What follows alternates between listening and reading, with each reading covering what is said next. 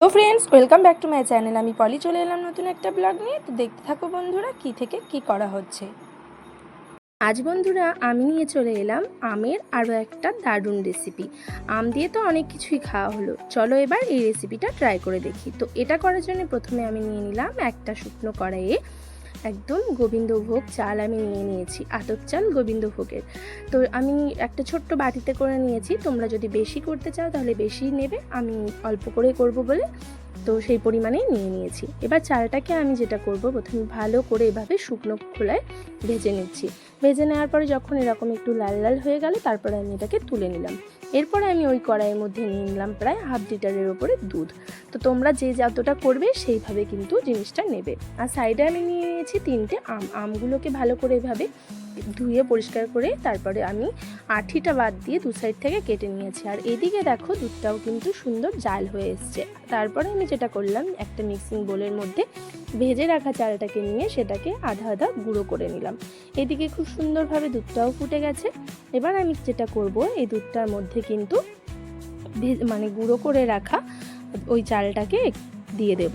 তো পুরো চালটাই আমি এর মধ্যে দিয়ে দিলাম। দিয়ে এটা করতে কিন্তু খুব বেশি সময় লাগে না, তবে খেতে কিন্তু খুবই দারুণ লাগে।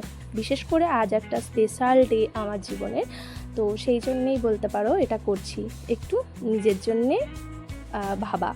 তো যাই হোক, সেভাবে কখনো নিজের জন্য ভাবা হয় না, তো আজ ভাবলাম চলো সবাই খাবে, তার মধ্যেও এটা স্পেশালি আজকের স্পেশাল ডের জন্যে করলাম।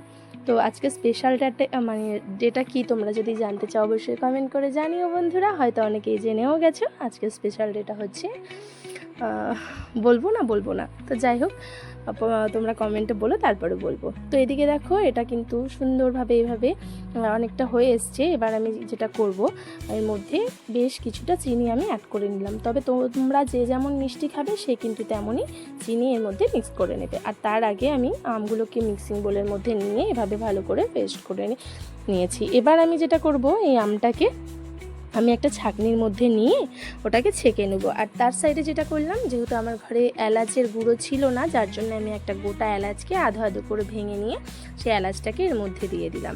আর এইদিকে সেই আমটাকেও ছেঁকে নেওয়া হচ্ছে একটা ছাঁকনির সাহায্যে। তো চলো দেখো, আমটাকে ছেঁকে নেওয়ার পরে এরকম একটা আমের পাল্প বেরিয়ে এসছে। এবার আমি এই আমের পাল্পটা এর সঙ্গে মিক্স করে দেব।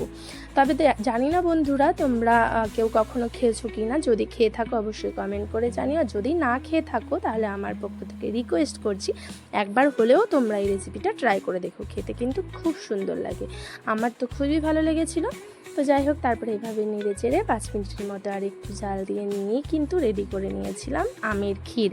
আর এটাকে একটু সাজানোর জন্য আমি নিয়ে নিয়েছিলাম কিছুটা কাজু, যেটাকে ছোট ছোট করে কেটে, আর একটু আমের টুকরো। তো সেটাকে দিয়ে সুন্দর করে সাজিয়ে নেওয়ার পরেই কিন্তু রেডি হয়ে গেছে আমের ক্ষীর। কেমন লাগলো জানিও বন্ধুরা, আর সবাই ভালো থেকো, সুস্থ থেকো, টাটা।